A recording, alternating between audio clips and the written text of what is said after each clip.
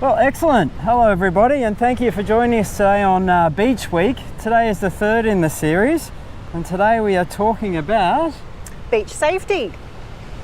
Excellent. Now, a few things just before we really get into it. If you have any questions, please put them in the chat. Get your teacher to if you need to, and we'll answer them as we go through the topic. So my name's Lachlan. I'm a lifesaver at DY Beach, and Justine. Hi again, everyone. Welcome back to DY. Now today we're here. It's a lovely day down at DY. Not many people in the water just yet, but it's still quite early in the morning. The lifesavers, as you can see, have already set the red and yellow flags up, and there have been a few people in the water already.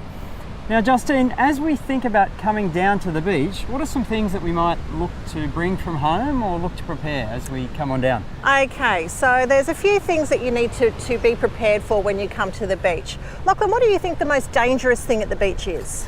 I was thinking this might be a trick question. It's not the waves, is it? It's not the waves. Sharks? Not the sharks. I don't know. It's the sun. But there's clouds today, Justine. How are they going to burn me? Do you know what? Even though the sun is covered by the clouds, today's UV rating is extreme. So that means you have to be super careful with your slip, slop, slap. Okay. Well, you heard of that campaign, Lachlan? I have, and not only that, I did pick up some sunscreen before I left home. Now, excellent. Do you mind holding that? Because I haven't put any on, and sure. I don't want to get burnt. Now, that might be enough to cover the tip of your nose. Okay. But that's not enough. You need to cover your whole face. So how much? You tell me. Is it I reckon about enough to cover a 10 cent piece? 10 cent piece, I think. 10 cent piece, okay. And then you can get it all around the back of your neck. Don't forget your ears and any part of your body that's exposed, any part of skin that's not covered by a rashie or your swimmers. You need to cover that with sunscreen. And most importantly, if you go for a swim, reapply. Now, how long should I put this on before I go for a swim? 20 minutes. 20 minutes. Get it soaking right into that skin and give you a good protection. And would you say the reason lifesavers wear long sleeve shirts is because of the sun? It's absolutely because of the sun. So slip, slop, slap means slip on a shirt, slop on some sunscreen, slap on the hat. Excellent. So I've got the hat, got the sunscreen, I have my swimmers on underneath. I'll put some more sunscreen on later. Sunglasses? Sunnies are always good to protect your eyes because the UV rays can still affect your eyes. So sunnies are also a great idea. Okay. Now, before I come down, how do I know if it's going to be good surf and if the beach is going to be open? Well, you can see it from where you live, don't you? No, I live... No, of course you can't. I live a long way away. There's a really terrific app called Beach Safe. Lachlan and I were just having a look at it. Wait. Beach Safe? Beach Safe. Okay. So you might need your parents to download this one. Have a look at it on your phone, on your tablet, on your computer. So and it's going to tell you lots of information about the particular beach you're thinking about going to. Okay, so there is it. Okay, so DY Beach. This tells me it is open 9 till 6. It's a lovely 17.5 degrees outside. Justine, quick quiz. How warm do you think it is in the water? The other day it was 19 degrees. I'm guessing it's going to be about the same. 19.8. You're good. Yay! And the tide is, it's moving up. Okay, so we've got everything we need there. That's excellent. So it'll tell you your UV rating, your predicted swell, how high the tide's going to come, and whether or not the beach is actually open or closed. Fantastic. Okay, great. So we've got that. Now, parking. Plenty of parking down here. There's plenty of parking at DY. We're very lucky for that. Excellent. But you might need to walk sometimes. So be prepared, kiddies, when you come to the beach. Sometimes you won't. Always wear shoes. Very close. Always wear shoes. Always have an extra shirt to put on. Bring your hat. Bring your sunscreen, and you'll have a good day. And water. Don't forget your water. Excellent. Okay, I can't wait to go for a swim after this, actually. Now, Justine, we are down the beach. I've got my sunscreen on. I've got my hat. I have my swimmers on underneath. What other hazards or safety things should I be looking out for? Okay. Something that a lot of people don't think about as being dangerous at the beach is other people. Beaches can get really crowded and mum and dad can get lost. Mums and dads get lost all the time. We know that you're not lost because you know exactly where you are. But if you ever do happen to lose mum and dad, make sure you go up to a lifesaver You can go to the big red and yellow tent, or you can go and see the lifeguards, and they will help you to find mum and dad. It's also good to know where you've put your gear and form a base for where you're going to be, isn't it? That's right. Although one thing, when I was a kid, I used to always put my gear near the flags. Now, do you know why that wasn't a great idea sometimes? Because the flags can move at any time. Yep. One time I actually buried things near the flags, and guess what happened? You lost them forever. They moved the flags. That's right. Okay, so we've come down. We've just checked. We've got a question? Quick, onto them. Why do you wear the red and the yellow? Why do we wear the red and the yellow? Well, apart from the fact that we look pretty darn good in red and yellow stand out. So it's the common colours for all of our volunteer surf lifesavers to wear the red and the yellow, because it's really vibrant and you can see it from a long way away when you're on the beach. Okay, so we've come down the beach, we've put our gear down, we're ready to go for a swim. What are some other things we should think about, Justine? Okay, there's 5 things I want you to remember, and it's really easily remembered by the word flags. So Yoda, if you'd like to move back? So, like an acrostic poem, you might say? A little bit, yeah. Okay. So F in flags stands for find the flags and swim between them. You know, when we come down to the beach, when the lifeguards set up the beach, we don't just plonk the flags down any old where, because if it was up to me, I'd put them right in front of the ice cream shop. So we always put the flags where the safest swimming spot is. So find the flags and swim between them. These are some pictures of some rips. So, rip currents, I like to remember, I said the other day, green is mean and white's all right. So you can see where this nice smooth area of water is. A lot of people think, I want to go and swim there because there's no big waves. But guess what? That's where the rip is. And then there's another example. You can see here, look at that. That looks like the perfect spot to swim. That's the rip. Lachlan, do you think that it's rips that kill people? No, I've heard that rips don't actually pull you under. So That's what is right. it that's dangerous about a rip? A lot of people think that rips will suck you all the way out to New Zealand, or that they pull you under the water, but that's not true. The rips is just the waves' way of finding their way back to the ocean. So as soon as we get out past the break, those rips tend to settle down and not take you any further. So the best thing you can do is to relax and let the rip take you out. Float if you can. I know it's scary, but if you signal correctly and put your hand up, someone will come and get you. Another thing you can try and do if you're a good swimmer is swim across. So swim parallel to the beach and head for the white waves, and then those waves will bring you back into shore.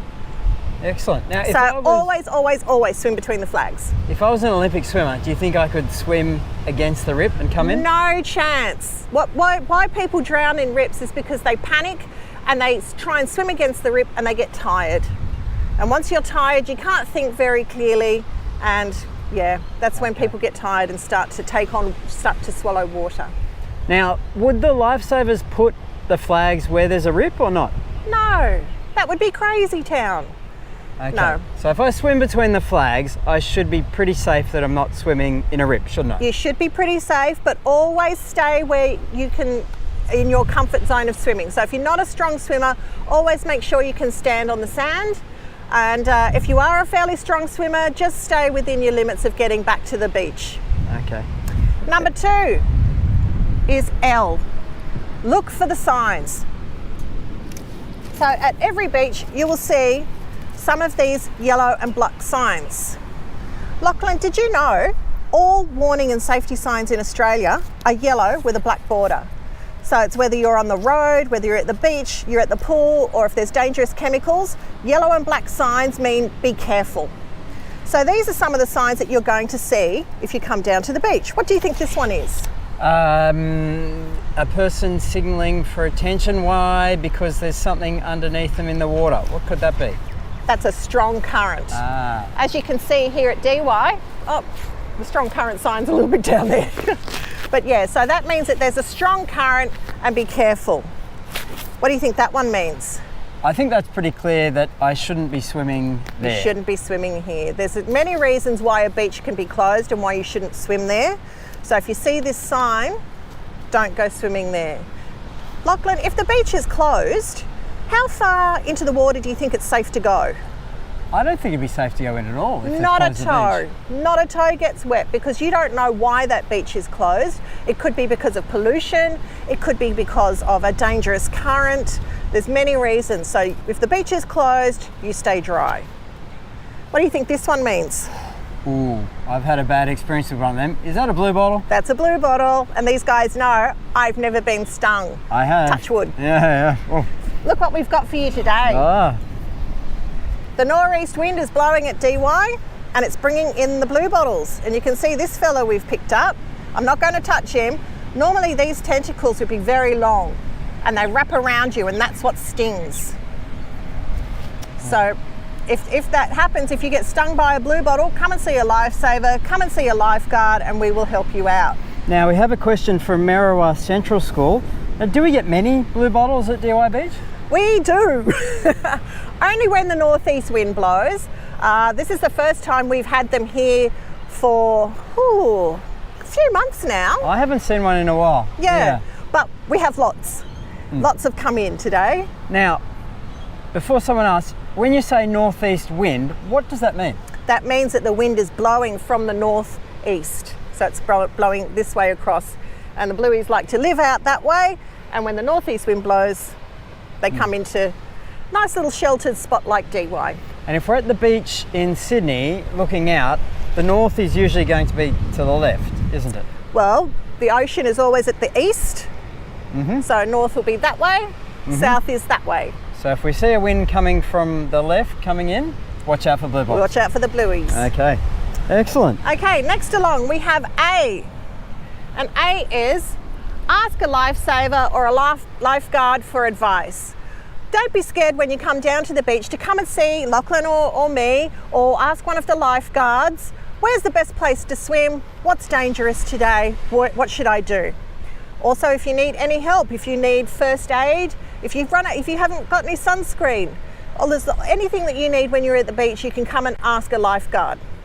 Now, there's lots of different coloured shirts in surf lifesaving. So Lachlan and I are volunteer lifesavers and we patrol on Saturdays, Sundays and public holidays. So we wear the red and yellow. Lots of the council lifeguards that are paid wear blue shirts. You might have seen them on Bondi Rescue.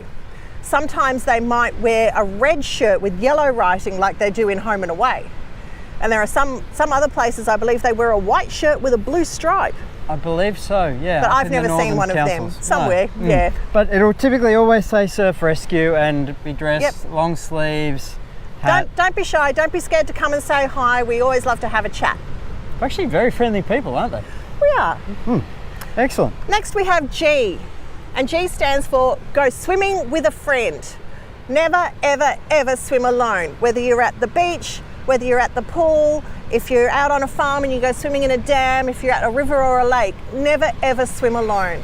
Always go with a friend and make sure an adult knows where you're going. That's good advice. And a friend that can swim as well. Yes, that's always good because if one of you gets into trouble, the other can always go for help. Then we have S. And S means signal for help if you need it. And I'd like everyone in your classroom, see if you can remember what we taught you the other day. How do you signal for help? Arms straight up in the air. We can see you if you're doing that. If you're doing this, it looks like you're waving to mum or dad or your friend.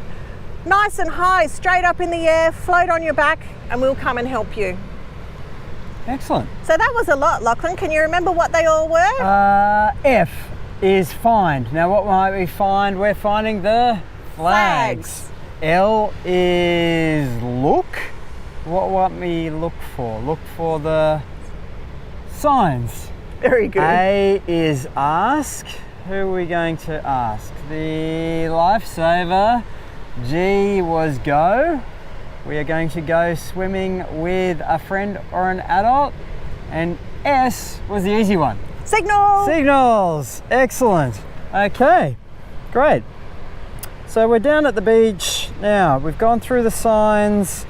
We've talked about We've talked about the rips. So the rips, we did have a question about the flags. Yep. Why were the different flag colours? So as you can see behind us, we Great do have the black question. and the white flags. Yep. There's lots of different flags that you might see on a trip to the beach. So the red and yellow are the most important because that's where you have to swim.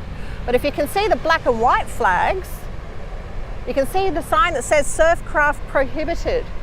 That means that the surfboard riders aren't allowed to swim between that area, because if they've come into the red and yellow area where people are swimming, people can get hurt. Surfboards are hard and they've got the fins which can be a little bit sharp if they're going fast. So injuries can happen. So we like to keep the surfboard riders out of that area. Another flag that you might see if you come to the beach is a red and white check flag. Have you ever seen that one up? I have, but you'll need to remind me. What does it mean? That means the beach is closed. So not only will you see the sign saying that the beach is closed, but the red and white flag will be flapping away. Okay, excellent. So we're down at the beach having a great time. Perhaps I don't want to swim in the ocean today. It looks a bit rough. Where else at DY might you recommend that I swim? We have a magnificent pool here at DY, the rock pool. I don't know if you can see it behind me. So we've got a nice big 50-metre pool, and then we've got a little kiddies pool which only gets to about this deep. So it starts off really shallow and then it goes down, so there's swimming there for everybody. Sounds like a lot of fun. It is Especially on a rough day. fun. That would be a fun place. It is. Yeah. It is indeed. If it's clean. Now I did see over there as well, there were some great rock pools. Now I love looking for starfish, crabs, other fun things at rock pools. Is there anything in there I should watch out for? Absolutely. The blue-ringed octopus. Oh, I've heard of that. Yeah, they're really nasty little creatures. They're very pretty when they're angry because they get these bright blue rings all over them. And they're only quite small. They're only about the size of the palm of your hand. Really? Yep, they're not the big giant octopus that's going to come and swallow you whole. They're very, very small. So they're normally a dirty brown colour. So you won't see them until it's too late. If they flare up with their blue rings, that means they're already angry.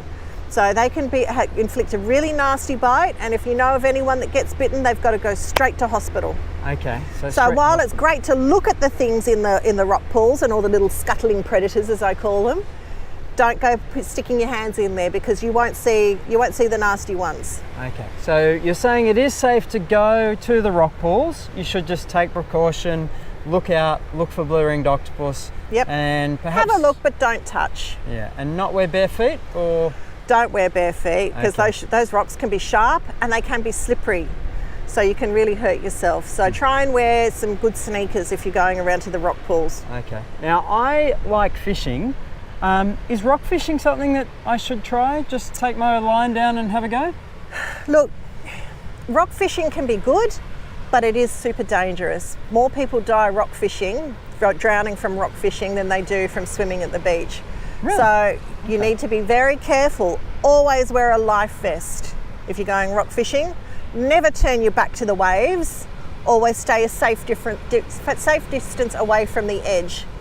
And there are some places where you can actually get a harness and there's an anchor point in the rock and you can hook yourself into that anchor point. And that's the safest way of all to go rock fishing. Okay, excellent. Also, if you are fishing at the beach, whether it's on the rocks or on the sand, make sure you take all of your tackle and gear with you when you go. We had someone come up to my patrol tent on Saturday that had a fish hook right through his toe. So please take everything with you. Yeah, it wasn't very nice. He had to go up to the hospital and have it taken out because we couldn't get it out. Okay. So you said before you're a patrol captain. So when do the red and yellow lifeguards come down to the beach? Is it? We're here every Saturday and Sunday over the summer period. Okay. We start patrolling in October and we finish in April. So we're here Saturday, Sunday and all public holidays. Okay. And then the lifeguards, the guys in blue, patrol 7 days a week. So Christmas Day this year is a Sunday.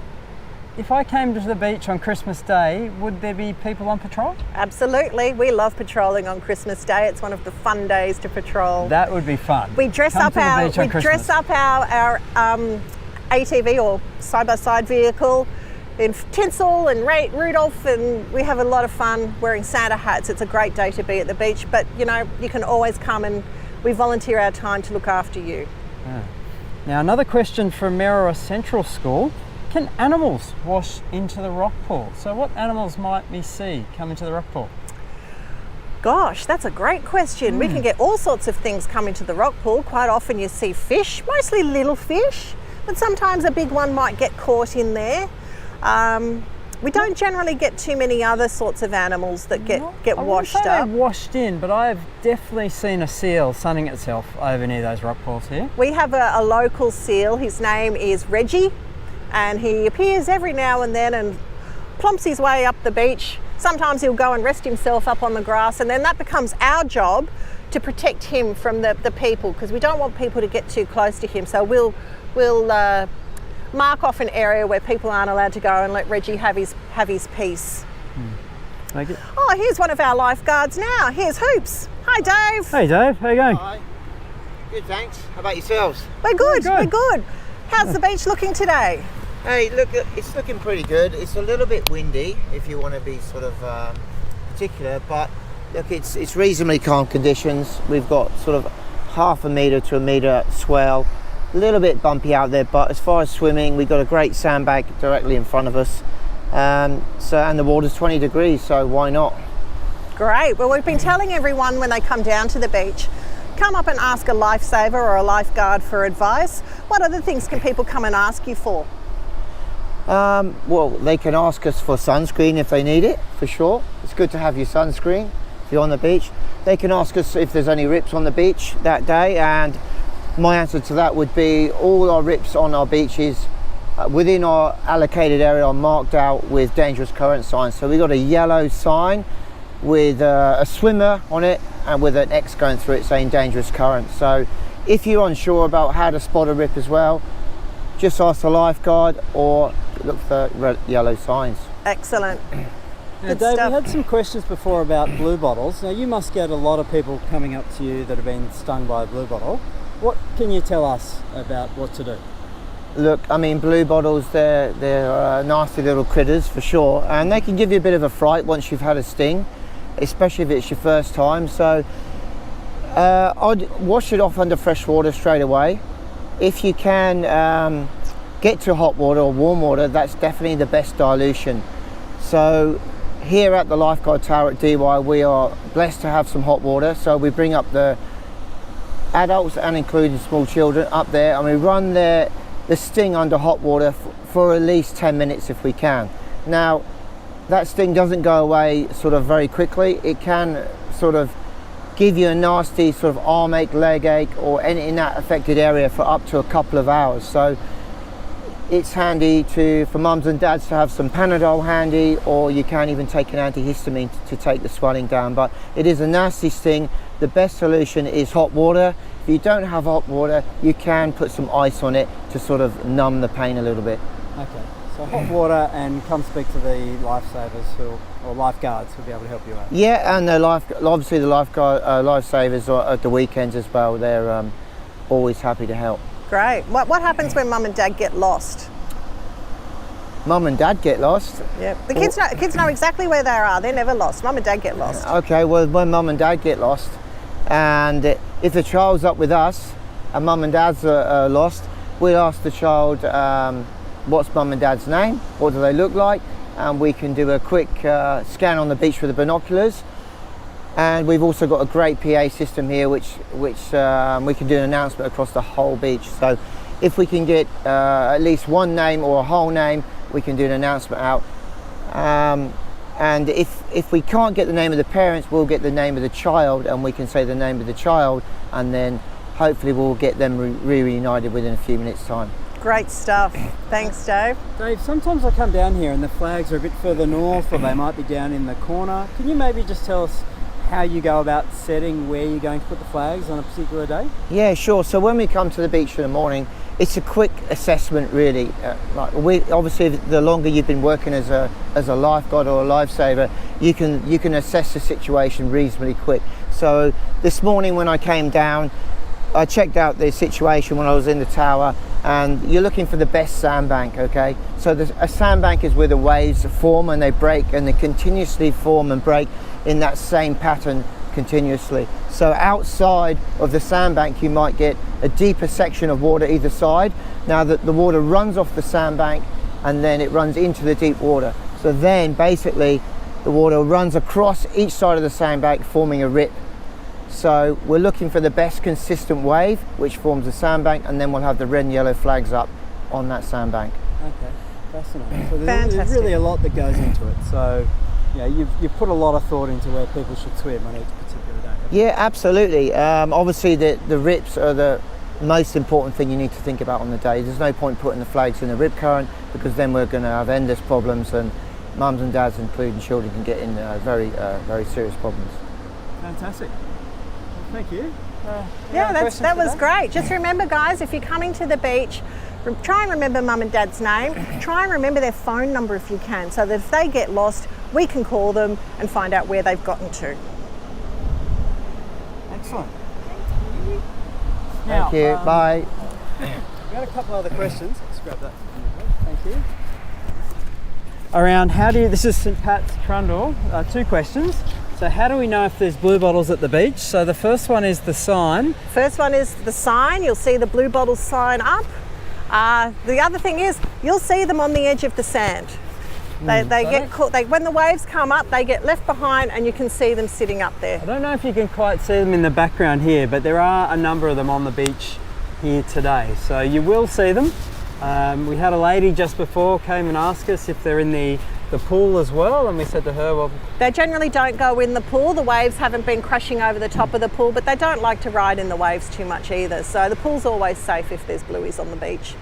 And there was another question from St Pat's about if we don't have ice and hot water, and I think Dave said you can use Panadol and antihistamine as methods to take the pain away. Yep, even cold water, anything you can try will help. And you need to take the sting off as well, don't you? Make sure you get the sting off. You can use the tips of your fingers to pull off the tentacle.